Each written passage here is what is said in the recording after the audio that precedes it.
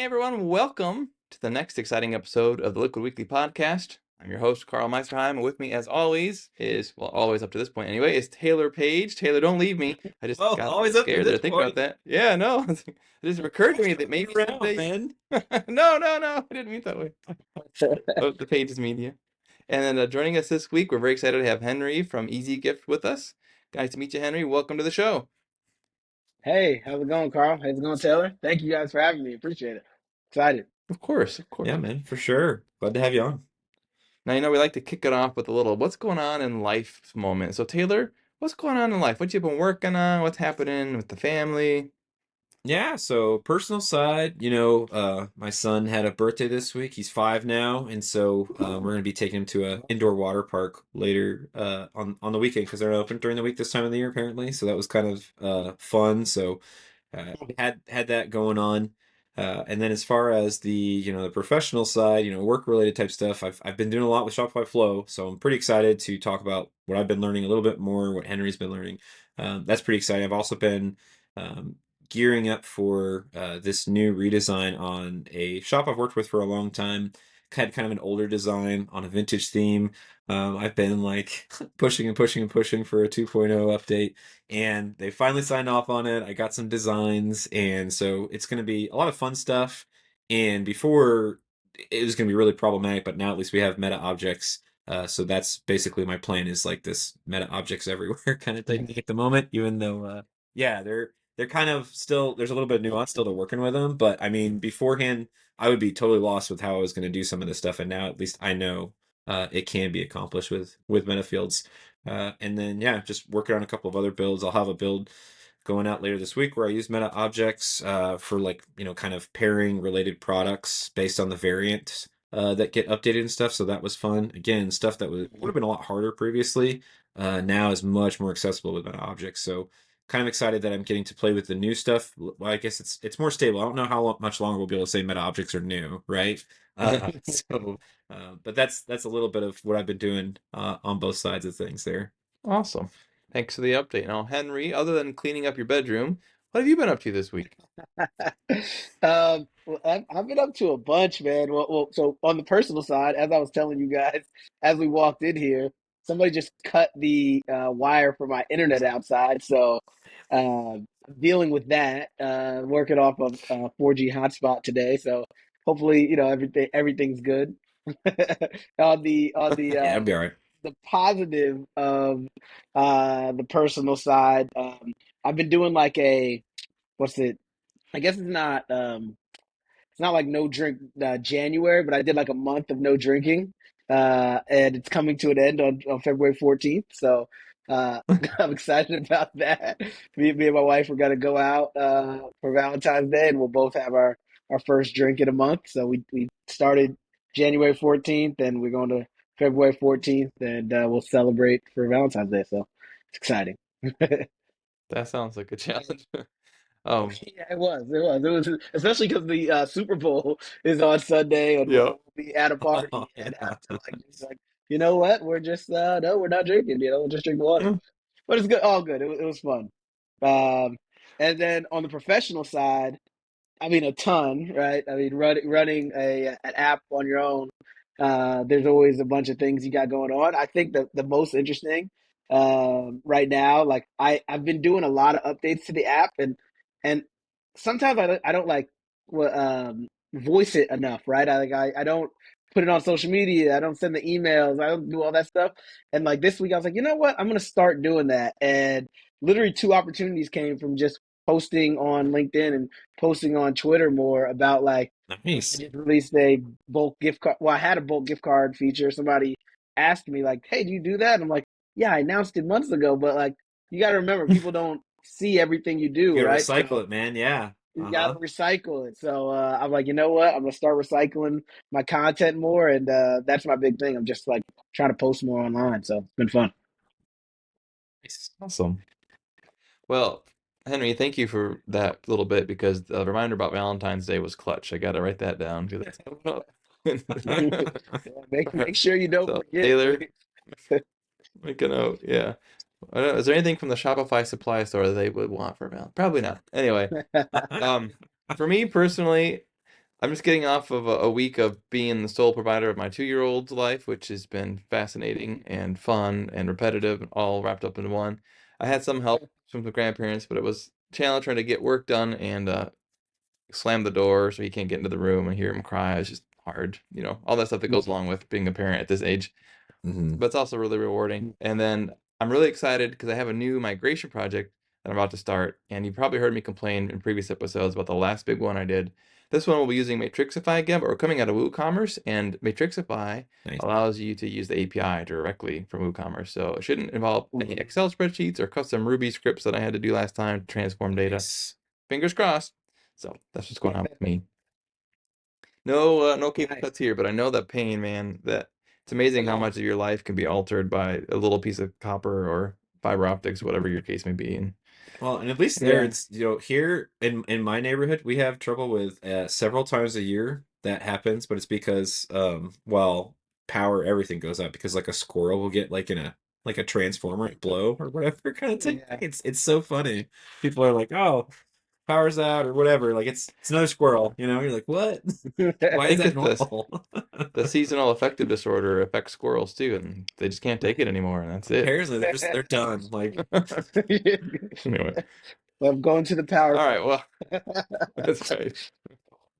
And Oh, with that, let's transition to the meat of our talk today. Henry, I like to start with getting a little idea of who you are, how you got into Shopify. What was your journey from Henry, the non-Shopify developer, to Henry, the app developer, founder, marketer extraordinaire? How'd you get there? Tell us about yourself. yeah, so it's an interesting one, at least to me. I guess everybody's story is interesting to themselves.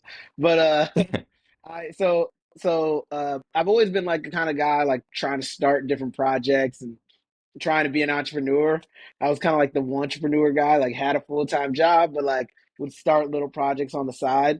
Um, I had one that was like a new. I had a newsletter business that was doing like fairly well, but like it was the target audience were like job hunters, which honestly, if anybody's thinking about starting something, bad target audience. Like they don't have money, right? So it's like kind of hard to like work with to sell to people who are like trying to find a way to make money. right. So I was doing that, and I listened to the My First Million podcast a lot, and I knew I wanted to get out of that. And on the My First Million podcast, they mentioned Sean Purry was doing like a Shopify app giveaway. I don't know if you guys listen to the podcast at all, but he was giving away a Shopify app. So he was raising like $5,000 from like a bunch of different like wealthy people. They ended up raising like $50,000, and Sam Parr on the podcast was like, "Hey, you should give the Shopify app to Henry Johnson.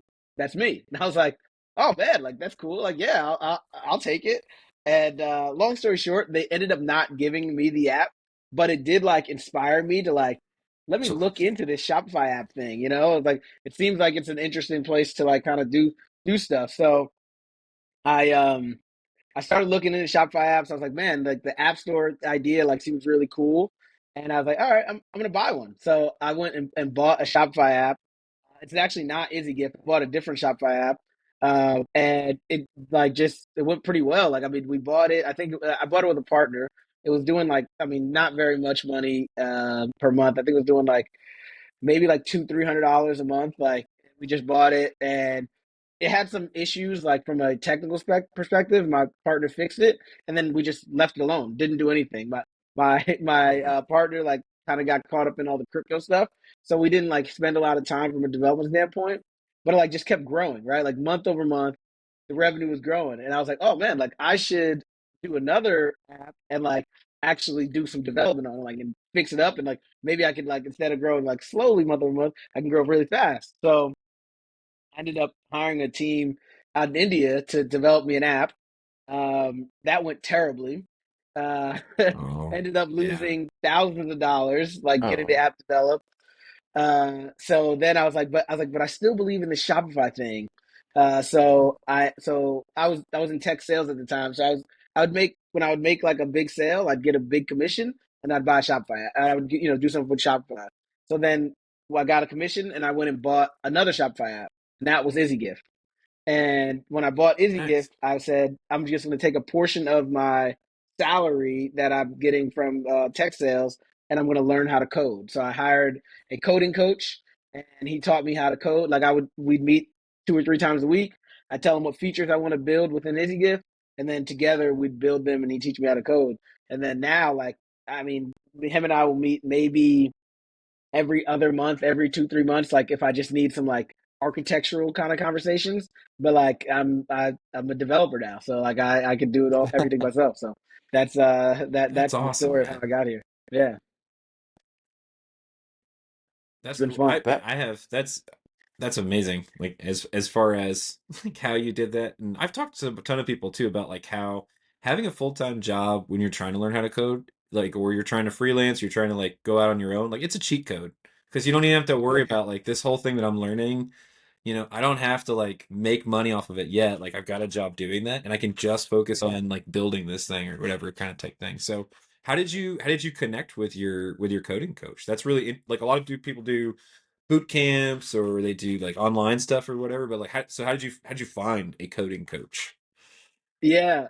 Well, so the reason like I didn't do the boot camps, like I think first is like or like just trying to learn on YouTube is because like what I realized is like I have time, I have money, like because I'm making money, but I don't have time. Like I felt like I've tried like the boot camps and stuff, and Yeah, like you always run into like one thing that you can't figure out, and right. then there's like nobody there to like help you get past it, and it's like it's like when you like playing a video game and you get to that one level and it's like, all right, well I can't pass it, so I'm gonna give up on this video Yeah. game. You know what I mean? Like You're stuck on the that's boss always how, like yeah, that's always how it felt with coding for me. So I was like, all right, I'm gonna hire somebody, and I just went. I went to I went to Reddit and I went to Twitter. I just like put it up on like a Reddit post. Like I decided I wanted to learn PHP because I was like, I know like if I wanted to hire out, I knew from like trying to find a development team to develop the first app in India. I knew like Mhm. finding developers for PHP were like inexpensive and like plentiful. So I was like, all right, I want to learn PHP because I want to build my app in PHP because, and then like when I want to hire out, I can do that very easily. So I went Sure. to like the R Laravel, R PHP, and Reddit, posted about it, and then I posted about it on Twitter. A guy came to me from Reddit and he was like, "Hey, I'll teach you like for free, like no worries." And then I found a guy on Twitter, and he was like, I'll teach you, but you're gonna pay me." And it was like 100 plus an hour. And honestly, I chose the guy who was 100 plus an hour because Sure. I just wanted somebody who was gonna be like committed, right? I didn't want like somebody Mhm. was free, and then like what would happen is, you're like, "Hey, can we meet?" And he's like, I got paid things going Yeah. on. It's like, no, no, Life no. gets I busy. wanted Yeah, yeah, yeah. somebody exactly. I want somebody who's like, we're meeting, we're both committed to this. You have a job to do because I'm paying you to do it, and I have something I want to get done because I want to get it done. So, yes, that's how it all happened. That's awesome, man. Mm. A Yeah, it paid was pair fun. programming session, it sounds like, on the regular, which is awesome, But yeah, like that not a whole lot of yeah. people think about a coding coach, so that's brilliant. It's even as, Yeah, professional developers, the amount of times you get blocked by something simple, and if someone were just there, whether it's a pair programming session or someone else, it gets you going. I mean, that's worth $100 an hour, no doubt. So Hmm. kudos yeah. to you, man. That's a really cool journey, Henry, that you took. And Thanks, man. now that you are a developer, what do you think? Do you like development work? Does it suit you? Oh man, I love it. Like I compared it to a video game earlier, and that's literally how I feel. Like because like you will run into some of those things that I can't figure this out, and then when you actually like figure it out and you get it done, it's like you beat Bowser in Mario. You know what I mean? Like it's like like you're to the next level. Like you keep moving on. Like I don't know. Like, Hmm. I say it to my wife all the time, like because I'll like sit here and just be programming, and she's like, "You don't get bored of this?" I'm like, "Do I get bored of playing FIFA?" Like, no, I don't. So like, why would I get bored of this? Like, you know what I mean? Like, to me, it's the same thing. And yeah, man, Hmm. I really enjoy it. And I remember Naval like said something. One of that how to get rich without getting lucky like tweet storm. I don't know if you've seen that, but in one of it, he's like, if you are a builder, if you can build and sell, you'll be unstoppable. and I was in sales for 10 years, and now I can build. So like I feel like I'm on my way to unstoppableness, and that's the goal. Awesome. Now, I know we Yeah. have Well, that. lots of technical stuff we want to dig into, but I'm really curious here about your experience of purchasing an app that's already been built. Hmm. Yeah. Um, yeah. So like I said, I bought two. The first one, the way that I ended up buying it is like I literally just went through the app store. Like, there's this guy, I think it's Jacob Greenfield or Drake, whatever. I don't remember his last name, but he scraped the entire app, like Shopify App Store years ago, and he just pulled it and put it all into a Airtable database, and he would sell the Airtable database for like $20. So I took that, and then I looked for Nice. apps that were like I looked for apps that were like I think 4.0 to like 4.5 or something like that, and had like less Oh, than a certain amount of reviews, and then I just cold emailed all of them, and I was like, hey, like, would you want to sell? And a few people said yeah, like I'm interested in having the conversation. Ended up having a conversation with a guy, and settled on a price that was like I think we ended up doing like 2.5 times ARR, and then like I gave him like a little bit of extra money for like 50 hours worth of consulting because I was like, you know what, I want you to sell me the app, but I also want you to just stay on to like. There's gonna be like those no those bugs that you deal with on a daily. There may be some things that like that you're not telling me completely that I want to make sure that when we get here that like we are handling those together because I don't want it to be like something that I have to deal with. And I did that on both apps. Um, so like, or and then on the second one, I bought it off Twitter. Like a guy, this guy Axel Hardy, I think his name. He yeah, posted excellent on Twitter Hardy. like, hey, yeah, he's like, hey, I'm selling an app, and I was like, I'll buy it. And we just DM'd back and forth. It was around the same like purchase price like to ARR. And I hired him for like some consulting work to make the app like a little bit better than it was when I bought it, and just moved on from there. And then now like it's a completely different app than when I bought it from Axel. I bought it from him. I think it was June 2022. Um, and, Hmm. and granted, like I'd say like the first like year, like up until June 2023, like it changed like very little because like I was learning to code as I did it. But Yeah. now like I released like three new features this week. I'm gonna release another one literally once we get off of here. I got another one I'm gonna release Nice. tomorrow. Like now I'm able to like churn them out a lot faster. So I think this is my year of like going from this to this. That's killer, man. Yeah. Is the tech stack on all of them the same or different? You had mentioned, you were kind of initially like working on, learning up on PHP and stuff. So is it all a similar tech stack, or was that a consideration when you were buying these apps too? Honestly, they're not all the same tech stack. And as much as I like that I know Laravel now, um, part of me wishes like I just stuck with the same tech stack of my original app, which is it's Node.js on the front end, and then there's Node.js on the back end and React on the front end. Um, Gotcha. and and the reason is because like Shopify, like they want everything in React, and I don't really know React really. Like I'm learning React Hmm. now because I mean for Shopify, like anything you want to build, like you kind of need React. Like if you want to build like POS apps, like you need React. If you want to do things like the Polaris, I mean the built for Shopify, they Yeah. have a lot of stuff like it makes it very easy to do in React. You can do it with HTML, but it's not very easy. So I was like, you know Yeah. what? Like, I'm just gonna learn React, and I'm gonna start moving my current app from HTML, which is on the front end, to React, which sucks, but it's what I got to do. Yeah, there certainly is an easy path that they encourage. It's nice that you can still go around it. Plenty of people use Rails or Mhm. other frameworks and tools, but I've felt the same as you, Henry, because I also am not a React guy per se. And it's like, man, if I just took the time to really get comfortable with that, life would be a lot easier in the Shopify ecosystem. Yeah, Mhm.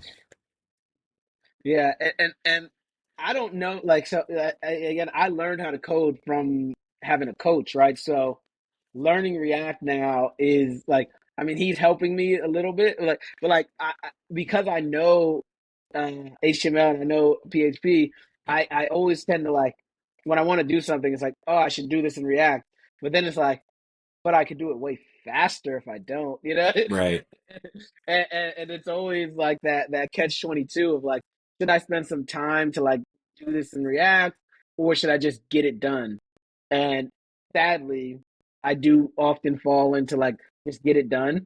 And we'll see how that Yeah. continues to play out. But Well, it sounds like especially, yeah, when you get some momentum going, like you want to keep that up, right? Like so it yeah, makes sense that you lean more towards the things, but yeah, I would agree that it feels like a little bit of wisdom there to we all have to become better React developers because it does feel like everything is moving that way. So same thing for me as a front end guy, everything moving to extensions, like, I'm having to like, scale up some back end chops, because everything's moving to apps, man. So yeah.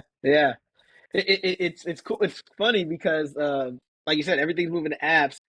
I saw your tweet the other day, Taylor, uh, and it was like uh-oh. because everybody's like worried that Shopify is going to kill off their apps with like what they're doing, right, with their own apps, and you're like, but like Shopify's killing off some of their own apps, right? Like I forgot which one Yeah. you mentioned.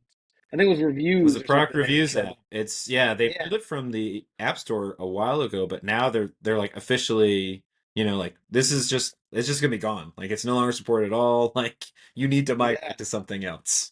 Hmm. Yeah, and I think look, the Shopify will like I don't think it kills apps. I think it kills like apps that are very bare boned, right? Yeah, for Like sure. like like for example, like that product reviews app, like they didn't kill any of the reviews app when they were out, like because they were better, right? If you had like Yep. a reviews app that didn't do anything, like yeah, like it didn't need to exist, like Shopify did. And like honestly, I experienced that like in the gift card space because like Shopify, like for years, the gift card app, essentially you could sell a gift card on the website on your website, and it would get sent Right. to you, right? It gets sent to you, and then Hmm. if you wanted to send it to somebody, you like forward the email to them, and you write like "Happy Birthday." But like Right. everybody knows, like if I'm buying a gift card, why is it getting sent to me? Like it doesn't make sense. Right. It Who should be uses a sent gift to card the that way? exactly. Yeah. It should be sent Right. to the person that I'm buying it for. So Shopify made Hmm. that better, and now you can send gift cards directly to the person that you want. When that Yep. came out, like that was a big part of like my value add. I was like, man, like that is what my app does. Like I'm like, it hurt like for a day, but I'm not that kind of person who's going to dwell on it. I was like, all right, I just got to keep getting make my app better. So I did other things to add to my app. Like one of them was like doing bulk gift card, like adding bulk gift card. Hmm. Shopify does not Right. do that. Karl, you mentioned like a migration. That's a huge thing when people are migrating, right? They have to migrate thousands of gift cards. They come use my app to do the migration over to it, right? But and then Shopify added scheduling, and I was like, oh my gosh, like my app doesn't even do that. I'm releasing that today. But like, there's things like Nice. I need to be able to do at least that those bare minimums, and then take it to the next level, right? So, Yeah. and it's just a challenge. It's not that they're killing your app. It's them saying like, hey, we don't see an app that is um that is low enough price doing these bare minimum things, and there should be. Hmm. So we're going to do it, that's kind of how I actually recently restructured the pricing of my app, and it's like for that there's a free version of the app, and the free version of my app is pretty much what Shopify gives you. It's like very very similar, and then then Hmm. if you want to get better, you can move up to like there's a $10 and a $50. It goes up from there, but it has skyrocketed my revenue because now I'm saying like, hey, look, we'll also give you what Shopify has for free, but like if you want to scale up, you can then use our app to do this, right? And if you started using our app in the Nice. beginning, which works with 1.0 or 2.0 themes, it helps, right? Because a lot of people are not on 2.0 yet, right? So I think that's where Yeah. we're also standing out. But That's it's just awesome, it man. comes Well, down to be kudos for strategic. having that perspective. Yeah, that's huge. You see a lot of people complain about that, and you're someone who is directly impacted by some of those additions, updates. You're like, yeah, like for sure. It was a little disheartening or whatever, but like, you know what? You got to pivot. You got to make it better. And that's merchants win, right? That's what we're doing. We're doing this for merchants and customers. And so, whenever everybody gets a little bit better, the experience gets better, and that means we all have more work too, so like everybody Hmm. wins there. Yep, yep. I must say I am happy that they didn't do anything in the gift card space this edition because that would something my heart just couldn't take They're again. gi- they're giving you a break. They're like, Henry needs a break, so we're gonna wait till the next one. Exactly, exactly. Well, hopefully by then my app will be even better because, like I said, now I'm releasing way quicker, and Yeah. I'm going in a direction that I think they're definitely not going to go, which I can't talk too much about, but Okay. Okay. Okay. Some secret sauce. That's cool. Save that for the off-camera talk. exactly, exactly. Well, I know so, and maybe I know you can't talk about some of those specifics, but I know we've been talking a lot about Shopify Flow, right? And so, I know you've been dabbling there too, and I think that's a really underutilized space by a lot of app devs now. So I'm working directly with a lot of merchants. I provide services for them, right? And so one of those things I've been doing a lot lately, I've been like getting heavy into Flow. And so part of that is, you can build out flows, within your app. And there's not a whole lot of people in there. I'm in a shop, I'm setting up flows, and it'll give you like prompts, Mhm. specifically for, oh, if you want to start a new flow, like here are these apps that do have like flows integrated directly. And I never see, even with shops that I'm in, and they've got like 30 apps or something ridiculous, or whatever kind of type thing. I don't see a whole lot of apps leveraging that space. So I'm curious, like, is that something you're looking into for iziGift or one of the other apps or something like that too? Yeah, yeah. Actually, it is. One because of that reason. I think Yeah. it's an area that it is unused, and I think it's going to be really powerful. So, uh, talk about like people not worrying about like what Shopify's doing, like in terms of like the competitive nature. I think Flow is the biggest competitor to most apps, like more than like Shopify, like creating Yes. making their app better. I think Flow is the biggest competitor. It's like because it's just making it so like Yep. I don't need it, like I don't need an app to do certain things. It's like Zapier, but within Shopify, right? It's like it gives you the ability to Yep. build a lot of what you want for us, one of the great things is like gift cards is it's nascent in the Shopify, right? So, for example, with Flow, we can build a way to like issue gift cards based on certain things, right? So, let's say you have Hmm. like you're using Shopify subscriptions now, right? And you have something Hmm. that says like, all right, on the third subscription, I want to issue a gift card to somebody, for 10% of the value or something like that. You can build those kind of things, but you can't do that with the shop. Like Shopify won't allow you to issue gift cards through Flow with them, but with my app, I can build that in so that Hmm. you can do something like that, right? So I think it is something Yep. that can separate us, and like I mentioned, like making more content. I think that gives me more areas to like even talk about what we're doing, right? Because if I just make it the action, and Hmm. just because I'm thinking about just doing a flow action, because I haven't thought about like how I can make it work from a flow trigger. I haven't thought of an idea yet, but if I come up with one, maybe I will. But Okay. like the action is like issue a gift card, right? So it can be done on many different things. Like I said, it can be based on subscription.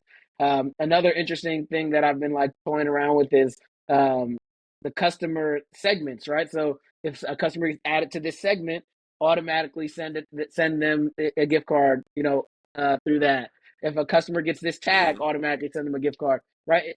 I could build these all into my app and have it, be in my app and you do it through there. But like, if I just build an issue gift card action on Flow, anybody can easily go make it, get a lot more creative than I can even do in my app. Even if I can ship For fast, sure. I can't ship as fast as you can build a Flow, right? So Yeah, right. Like that's Yeah. that's part of that is you're not having to like code in something specific, right? It's like I'm going to yeah, build this once for people to be able to do this from like a no or low code perspective instead, and then people can use your app for. So and that's really interesting. You pointed that out too. Like there's this gap between like some specific things that merchants want to be able to do. You can't do now with native. So it's like, okay, you can do this now with my app. So just trying to find things like that. So how do you find the gaps? And then is that just from, because you're running this kind of an app and you're getting feedback from merchants? Is it because you're like going out and you're talking to merchants, asking about the things that are missing? Like how do you go about finding those gaps?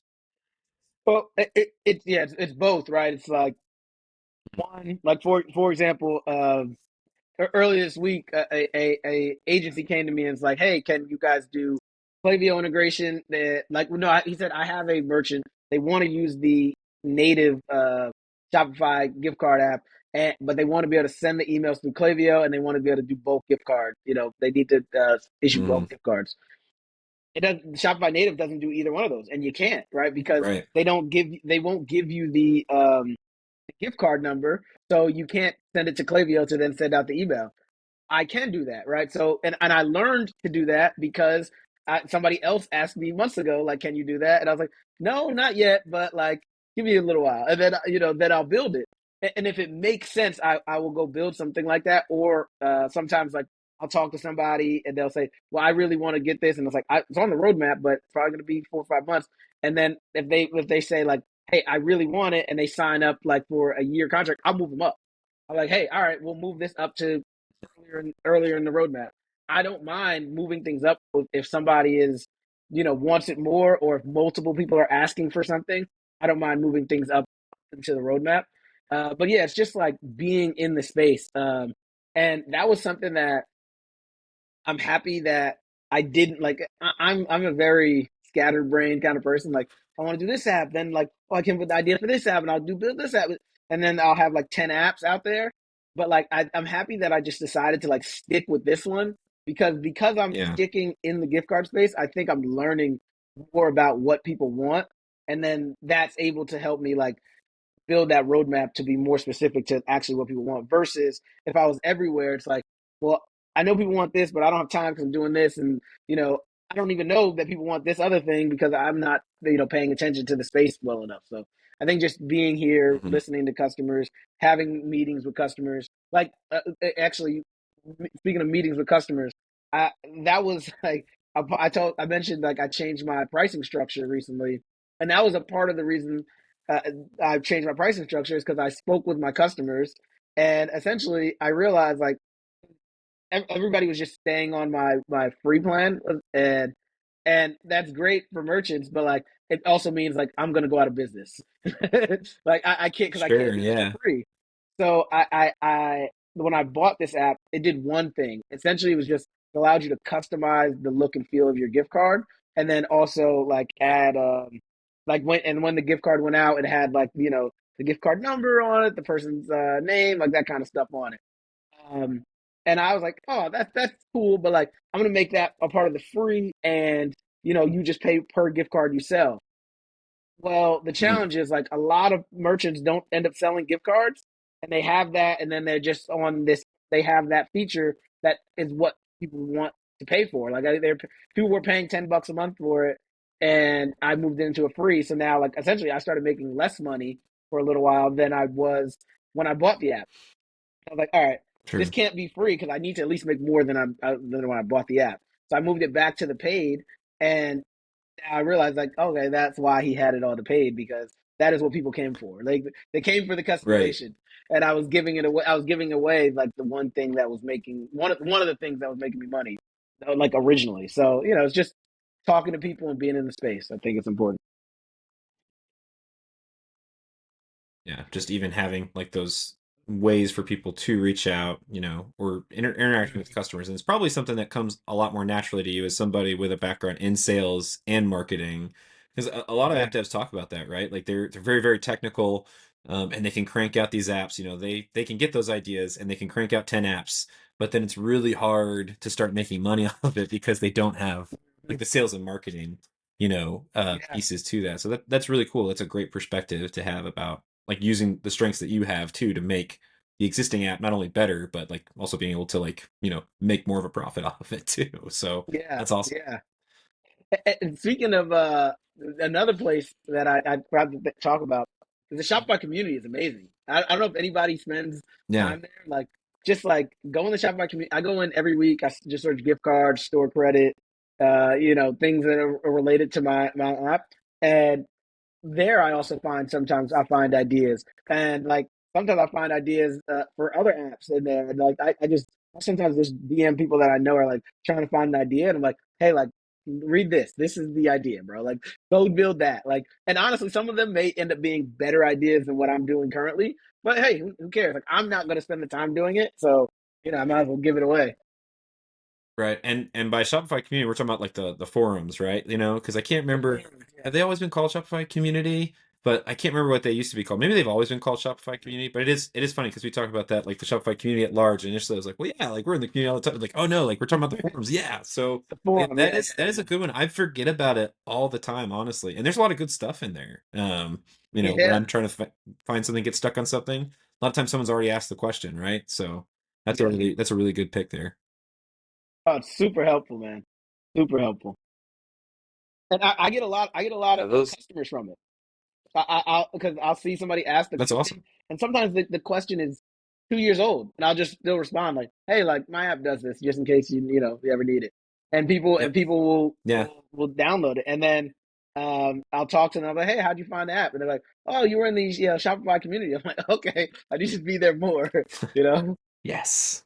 Yes. Oh, I think you were going to say something.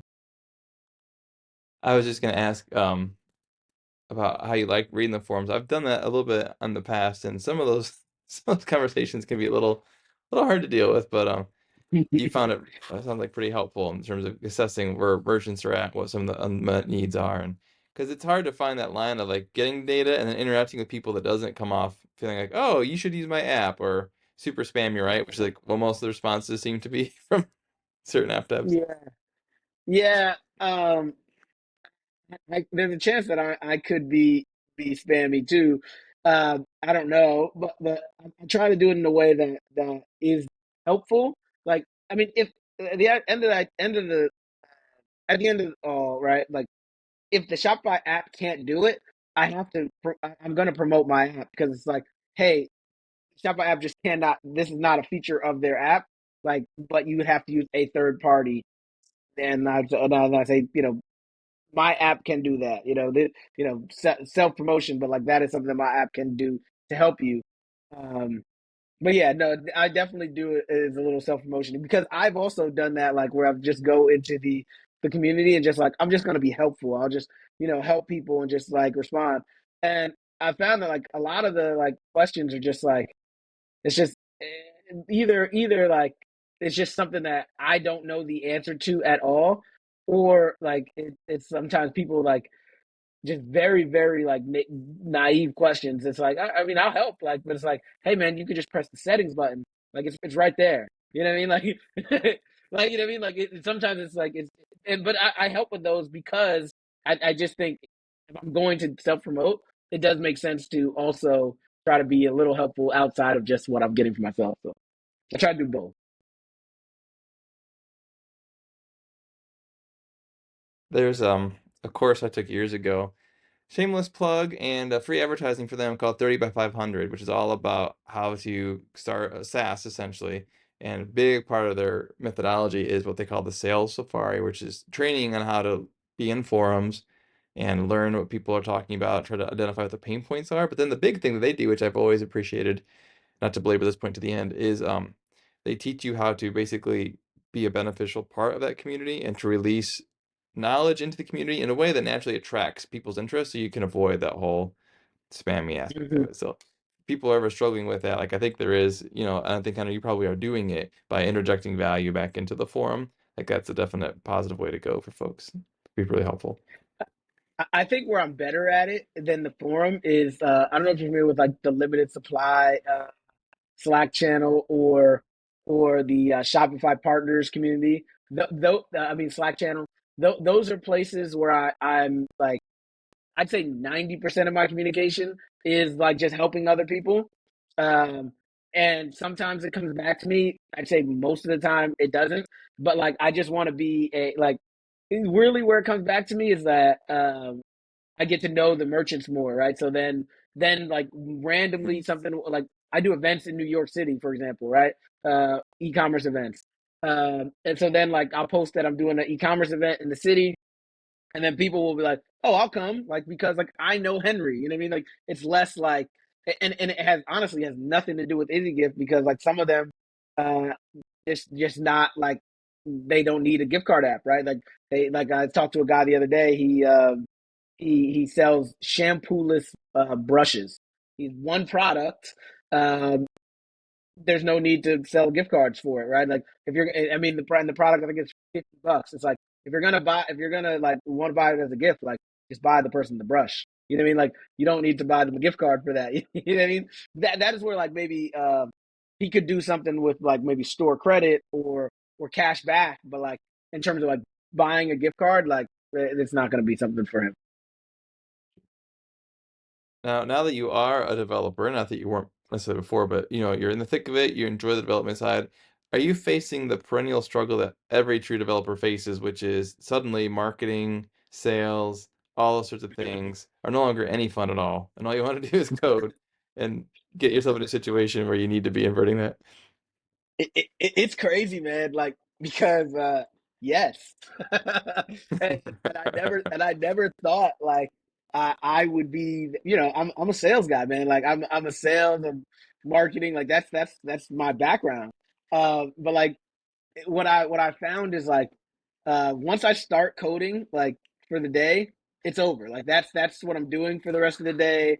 There is no like no turning back, and because once you're in the middle of like a problem or like you're trying to figure something out, like you don't want to like lose that train of thought, right? Like it's kind of it's a different flow than like sales and marketing or like talking to customers. So yeah, it could be tough. That said, like I can be the same way on the sales and marketing side. Like I've been doing cold emails recently for the event that I have coming up, and I'll get into that as well.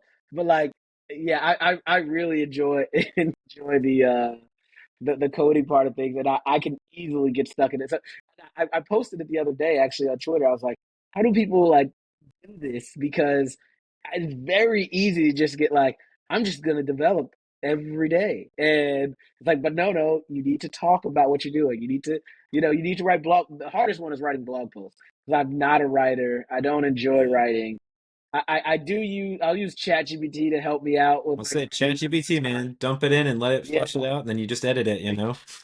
yeah, it's just like, I need to like I just mentioned the bulk gift card thing, like the Klaviyo thing. Like, I don't have blog posts about them at all.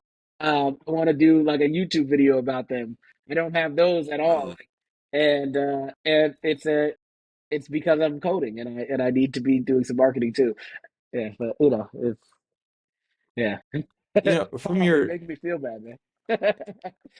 Well, I was just gonna call out, Henry. One of the things I was most impressed about from your story, in terms of how you got to where you're at, is you started somewhere quite far from where you are now in terms of what you needed to have in place, both from a skill set and also just the pieces.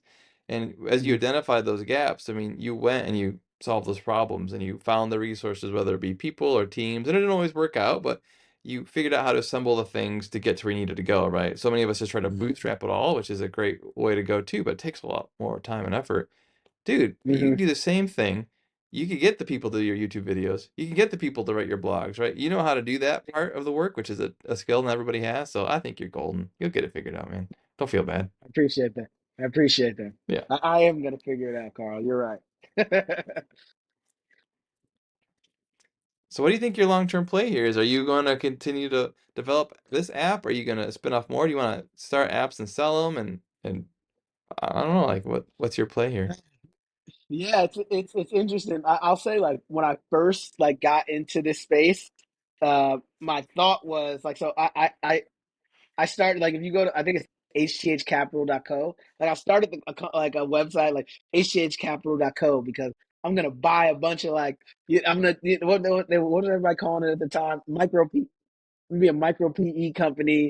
I'm gonna have a bunch of little apps and like, I'm gonna be making millions of dollars. Like, I'll buy them, fix them up, sell them. That was my plan. And honestly, because like the first app that I bought, it just was easy. Like I bought it, we fixed it up, and it just worked. It didn't really require much.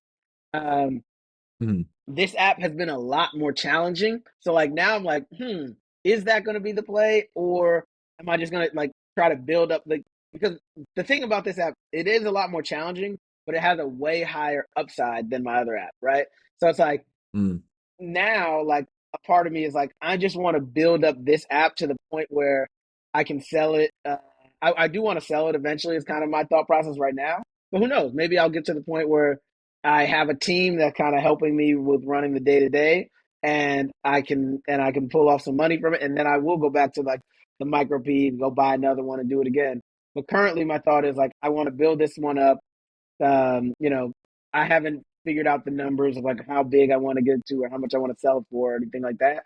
But like just build it up to a sizable business, make it me a good amount of money, and then potentially sell it. But you know, my opinions continue to change, so we'll see.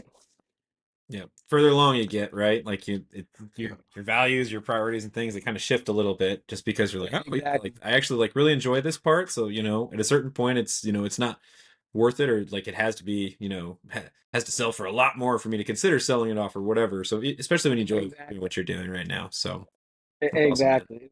And like I enjoy like being in the Shopify space. Like I think it's a really like Yeah.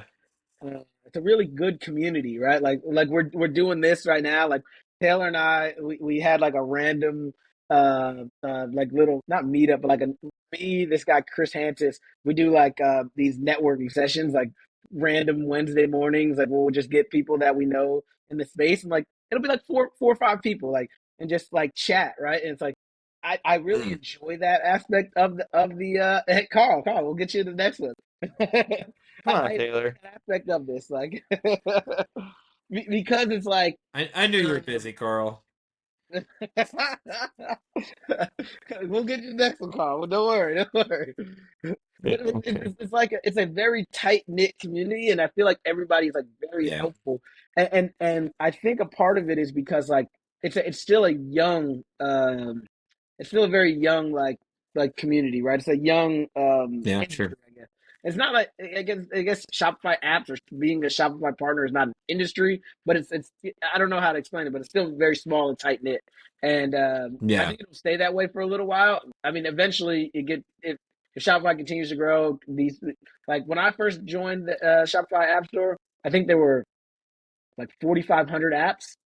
I think now there's over 9,000. Mhm. Like so, it is growing, but it's Yeah. still like there's a I lot thought it of was bigger people than that that. So yeah, it's a lot.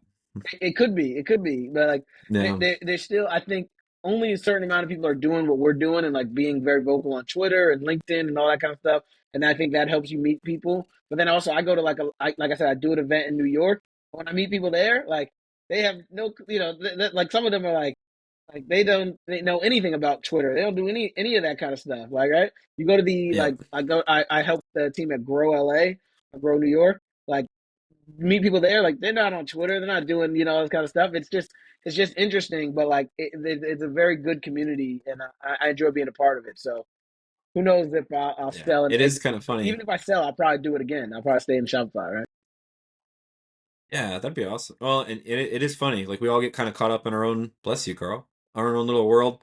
But it That's is fun. awesome. I'll wear something with like a Shopify logo on it, and people are like, what's Shopify?" Or whatever. I went to like even like a local chamber of commerce event once, and people were like blown away by the fact that like you just get jobs from like all over the world, like or whatever kind of type thing. Like you meet with people like, yeah, like I mean most of our people are US based, but like I've had jobs over in Australia. It's really hard with time zones to do those or whatever. So like usually the UK and stuff's the farthest we go now or whatever, and people are just like blown away by that, or whatever. And you're like you're just working with people all over the world. So it's cool that it is something like global, but it's like the space is still small enough that like a lot of us like, oh yeah, I know who that is or whatever, kind of type thing. So that is pretty Yeah, cool. yeah. I mentioned Axel. You guys are like, oh yeah, I know Axel. You know what I mean? Like I don't know, he may have been on the Yeah. pod before. Well, if not, he should. He has four Shopify No, hopefully we can sales. get him at some point. Yeah, hopefully we can get him Yeah, at some point. But yeah, he's been in the space for a long time, kind of type thing. So man. Speaking of the Yeah. community, Taylor, sorry, go ahead, Henry. No, go. That was Okay. We have been talking about some of the changelog stuff, me stuff. There was something that had come up recently that you guys wanted to kind of chat through. I want to make sure we hit on that before we get too far away. So Yeah, so I was kind of excited about something in the changelog that was like directly related because I think Henry, I think you had even talked about this because I think we both saw this like pop up online where it got pulled back with the store credit permit that they announced through the they ended up announcing it in editions, but I think it got like kind of like released early. Some people posted about it and then it got like all yanked back kind of type thing.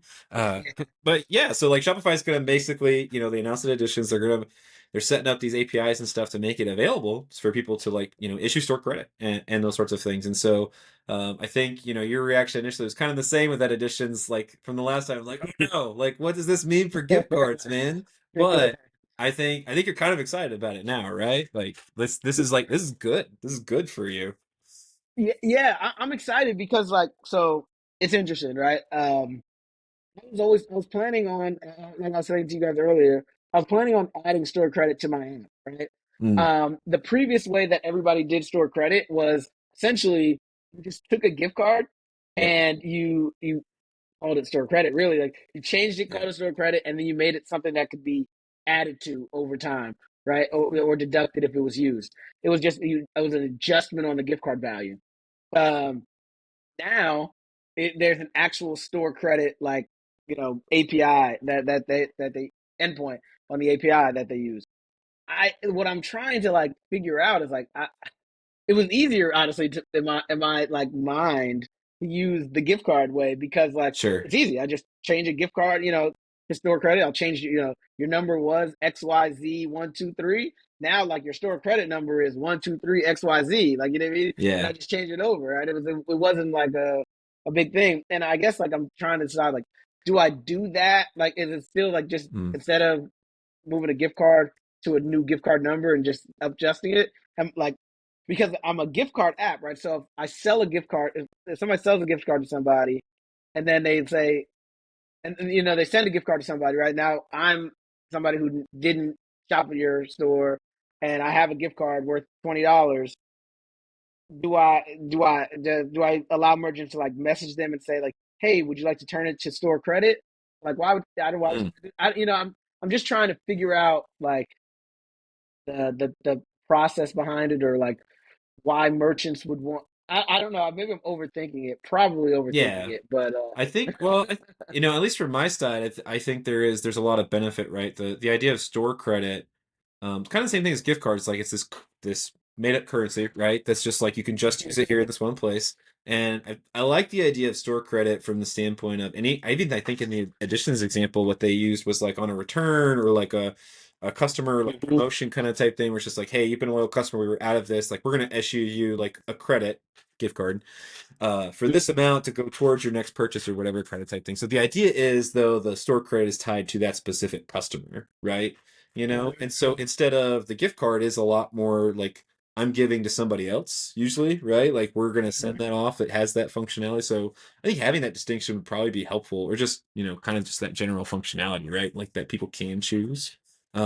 Which I don't Yeah, know if you've played around with the new, customer extensibility kind of type stuff as well. yeah, That's going to be a big yeah. part of it, I'm sure. But the downside of that is like there's not a lot of customizations right now, and for a lot of shops, they might have a lot of customizations on their customer accounts, and so until Shopify does open that up a lot more, there's a lot of people that haven't moved over to customer extensibility, just the new customer accounts.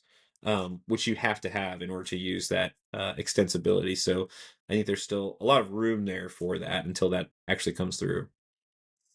Yeah, yeah. I think you're right. I mean, I'm just overthinking gift cards versus store credit. It'll just be separated, right? Gift cards is what you sell.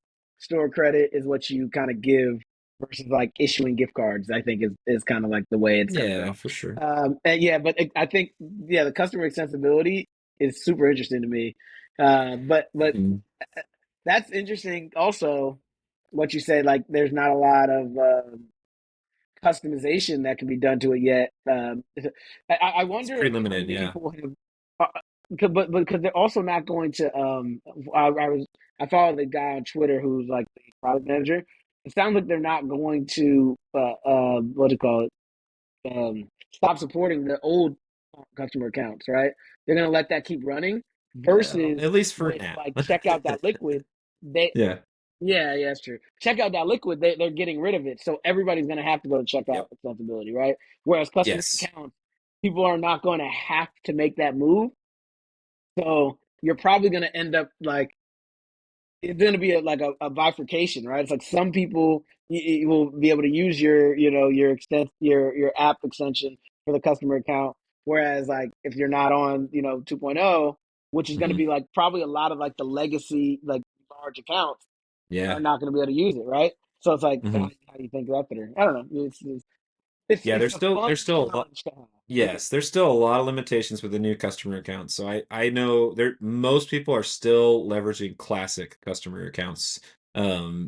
over the new ones. Like they only just now for the new customer accounts and like the new accounts page, they only just I don't know, a couple months ago made it to where you can even put it on your own subdomain. Because it's not that's another thing that people don't like is it's not the actual store, an actual shop domain. Before Hmm. it was, this other Shopify domain, but now at least you can make it on your own, like customers dot whatever your URL is, .com or whatever kind of type thing. But so yeah, I think for a while that will still be there. And even like when they showed it, like I think the store credit is only going to really work natively in the way that they showed it if you are on the new customer account. So for a lot of those folks who haven't Yeah. migrated yet, there's going to be a lot of space, I think, for somebody doing gift cards to extend that store credit for people on classic accounts still. Yeah. Taylor, I like it where your head's at. Yeah, that's what it's about. People helping people here. Like we got you, There, man. there we go. There we go. There we go. No, man, it's exciting. It's like Mm, even though, like we said earlier, like Shopify sometimes will step on your toes with all the things that they're doing. It, mm. it because they're evolving so fast. There's always more opportunities and more things you can think about. I mean, the hardest part is like you'll have your roadmap. Shopify will release editions. It's like, oh man, like or I could go this way, Yep. or Or you I just could have go to this way. scrub everything out. Yeah, and detour. Yeah, exactly, Put it exactly. on a whiteboard. Like like I think her name's Coralie. Uh, Yeah. um, Yeah, we're gonna have her she's on the been talking. podcast in a little bit too. Yep. Oh well, I won't go too deep into it, but like she's been All talking right. about customer segments, right? And I didn't know anything about customer segments. I just been following her, and I'm like, man, that would be really cool if you can make like a customer segment, and like let's say you had a segment that was like for example, I have a customer that uses Yotpo, and Mhm. Yotpo they're on like a specific VIP customer, VIP 1, gold, silver, whatever, right? But they want to send gift cards to them at the end of the year and say like, hey, like you are, you know, this VIP. Like here's the thing, right? Today they have to like export all of those into a CSV. Mhm. Do a little changing with it, and then upload it into my app, and then they bulk send gift cards.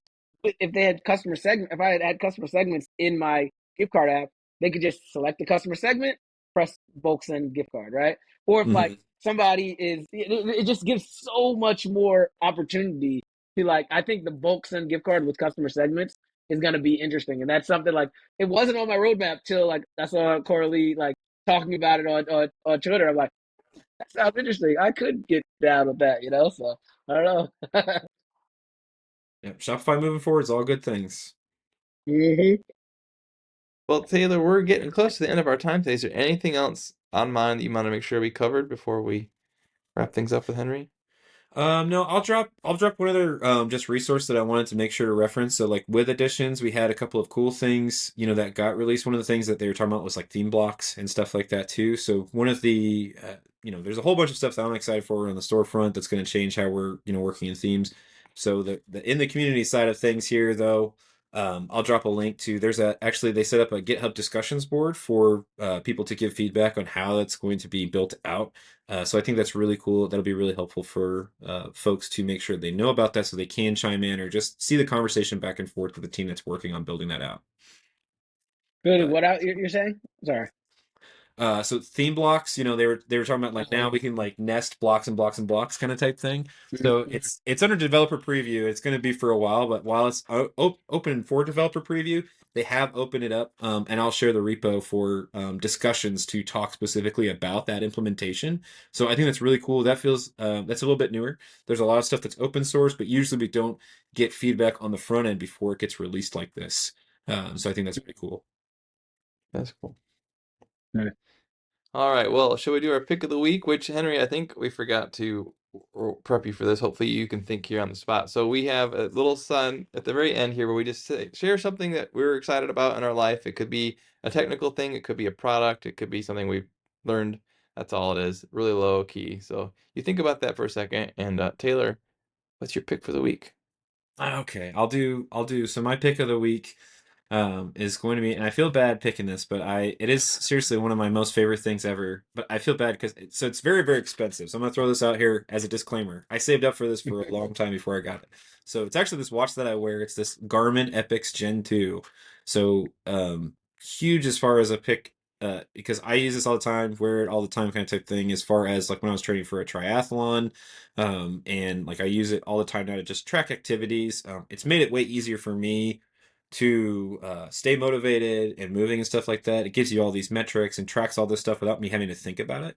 And so that part has been really nice instead of, trying to open an app on your phone, track this run or whatever kind of type thing. Like I can just pull stuff up on my watch in order to do that. So it is, you probably wouldn't need one that's that expensive type thing.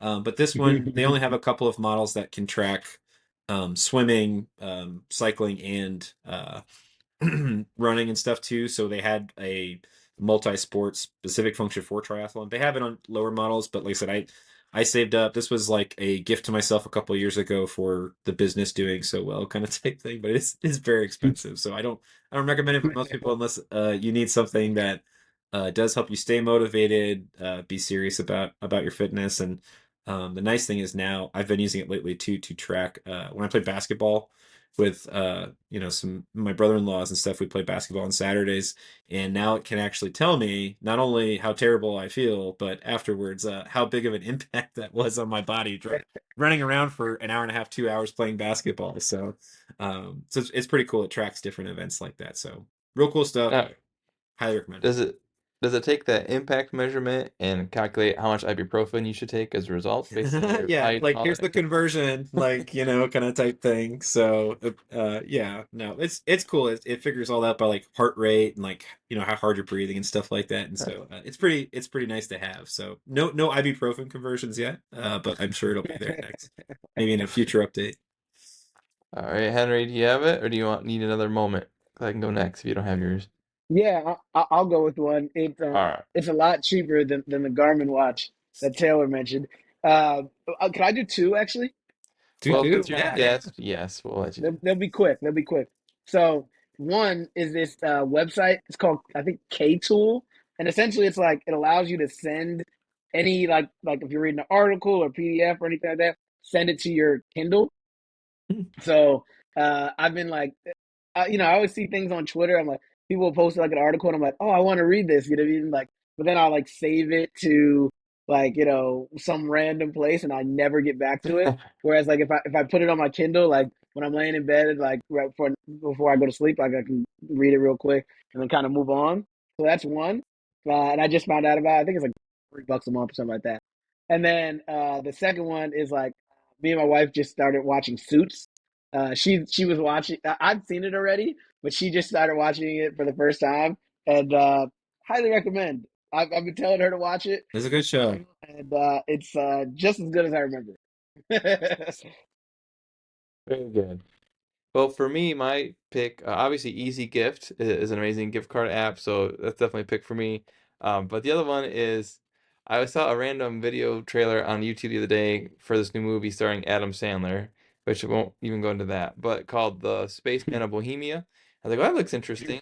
And so it's based on a book, and it was a new author that published the book. It was a few years ago, and it got quite a lot of acclaim. So I thought, oh, I need a new book to read. So I got it from the library. Spaceman of Bohemia by, I'm gonna butcher this, Yaroslav Kalfer. I'm not sure, but it's pretty interesting. It's kind of sci-fi, but also kind of like more like philosophy and introspection, and it's fun. So if you're looking for a good book and potentially a good movie when that comes out, check it out. There you go. Nice. There you go. And I like All that right. iziGift plug, Carl. That Yeah, was yeah, I good. got you. Well, speaking of which, as we wrap it up here, so if people want to get in touch with you or learn more about iziGift, if they want to store credit, who do they contact? How do they find you? I'd say the easiest way is just you can message me on Twitter. I'm Talk to Henry J. It's Talk to Henry J on Twitter, or you can just email me Henry at iziGift. It's izigift.com. .co. Sorry. There you go. Yeah, Awesome, man. yeah. Appreciate you guys, man. This was really fun. I was Yeah, thanks for nervous. I coming on. told Taylor I was nervous. I was like, I don't know if I'm technical enough for this, but I like to think I did okay. I think. You did Yeah, awesome, man. it was perfect. It's perfect. So, thank you, Thank you. Henry, for your time, and I hope your internet stabilizes. And look forward to seeing what you do with iziGift. Or iziGift, Thank you. sorry. iziGift. No worries. All right, guys. See ya. See ya.